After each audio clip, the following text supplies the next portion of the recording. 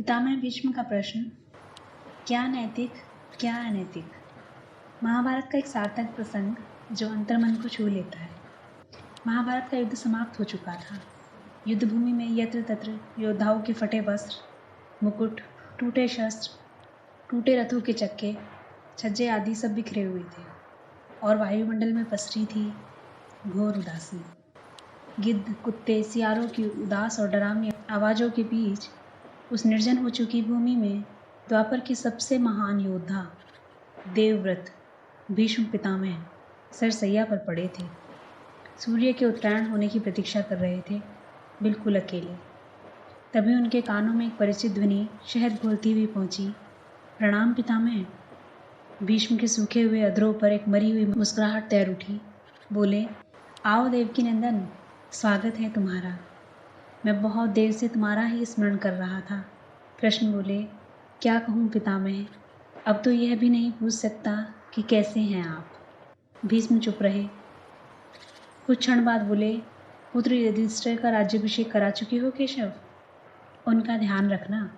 परिवार के बुजुर्गों से रिक्त हो चुके राजप्रसाद में उन्हें अब सबसे अधिक तुम्हारी ही आवश्यकता है। कृष्ण चुप रहे।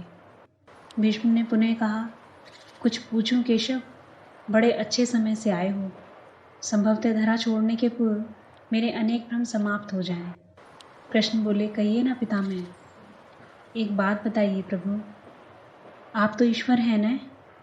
कृष्ण ने बीच में ही टोका, नहीं पितामह, मैं ईश्वर नहीं हूँ। मैं तो आपका पौत्र हूँ पितामह, ईश्वर नहीं हूँ। भीष्म उस घोर पीड़ा में भी ठठाकर हंस पड़े और बोले, अपने जीवन का स्वयं कभी आकलन नहीं कर पाया कृष्ण, सो नहीं जानता कि अच्छा रहा या बुरा। पर अब तो इस धरा से जा रहा हूँ कन्हैया, अब तो ठगना छोड़ दो रे। कृष्ण जाने क्यों भीष्म के पास सरक आए और उनका हाथ पकड़कर बोले, कहिए पितामह। भीष्म बोले, एक बात बताओ कन्हैया, इस युद्ध में जो कुछ हुआ वह ठीक था क्या? नैतिक था या अनैतिक? किसकी ओर से पितामह? पांडवों की ओर से? कौरवों के कृत्यों पर चर्चा का तो अब कोई अर्थ ही नहीं है कन्हैया, पर क्या पांडवों की ओर से जो हुआ वह सही था? आचार्य द्रोण का वध, दुर्योधन की जंघा के नीचे प्रहार, दुशासन की छाती का चीरा जाना, जयद्रथ के साथ हुआ छल, निहत्थे कर्ण का वध, सब ठीक था क्या? यह सब उचित था क्या? इसका उत्तर मैं कैसे दे सकता हूँ पितामह? इसका उत्तर तो उन्हें देना चाहिए जिन्होंने यह किया। उत्तर दें दुर्योधन का वध करने वाले भीम, उत्तर दें कर्ण और जयद्रथ का वध करने वाले अर्जुन। मैं तो इस युद्ध में कहीं था ही नहीं पितामह। अभी भी छलना नहीं छोड़ोगे कृष्ण? अरे विशु भले ही कहता रहे कि महाभारत को अर्जुन और भीम ने जीता है, पर मैं जानता हूँ कन्हैया कि यह तुम्हारी और केवल तुम्हारी विजय है। मैं तो उत्तर तुम्ही से पूछूंगा कृष्ण। तो सुनिए पितामह, कुछ बुरा नहीं हुआ, कुछ अनैतिक नहीं हुआ, वही हुआ जो होना चाहिए। यह तुम कह रहे हो केशव? मर्यादा पुरुषोत्तम राम का अवतार कृष्ण कह रहे हैं? यह छल तो किसी युग में हमारे सनातन संस्कारों का अंग नहीं रहा, फिर यह नैतिक कैसे हुआ? इतिहास से शिक्षा ली जाती है पितामह, पर निर्णय वर्तमान की परिस्थितियों के आधार पर लेना पड़ता है। हर युग अपने तर्कों और अपनी आवश्यकता के आधार पर अपना नायक चुनता है। राम त्रेता युग के नायक थे, मेरे भाग में द्वापर आया है। हम दोनों का निर्णय एक जैसा नहीं हो सकता पितामह। मैं नहीं समझ पाया कृष्ण, तनिक समझाओ तो। राम और कृष्ण की परिस्थितियों में बहुत अंतर है पितामह। राम के युग में खलनायक भी रावण जैसा शिवभक्त होता था। तब रावण जैसी नकारात्मक शक्ति के परिवार में भी विभीषण जैसे संत हुआ करते थे।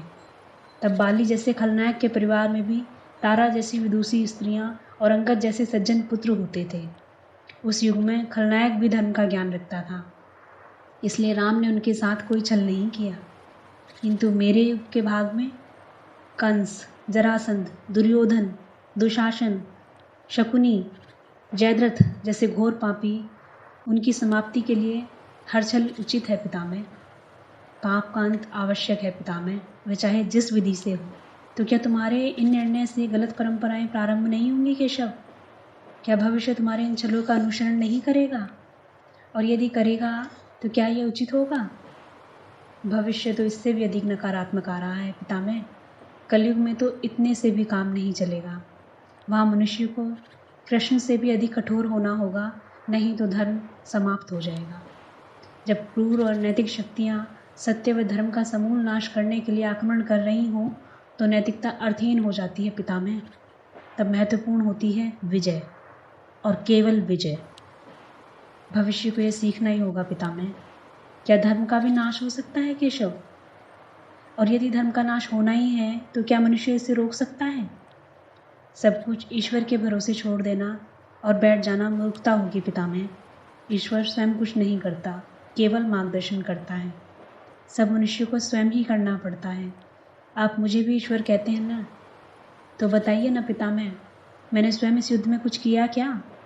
सब पांडवों को ही करना पड़ा ना? यही प्रकृति का संविधान है। युद्ध के प्रथम दिन यही तो कहा था मैंने अर्जुन से। यही परम सत्य है। भीष्म अब संतुष्ट लग रहे थे। उनकी आंखें धीरे धीरे बंद होने लगी थीं। उन्होंने कहा, चलो कृष्ण, यह इस धरा पर मेरी अंतिम रात्रि है। कल संभवतः चले जाना हो। अपने इस अभागे भक्त पर कृपा करना कृष्ण।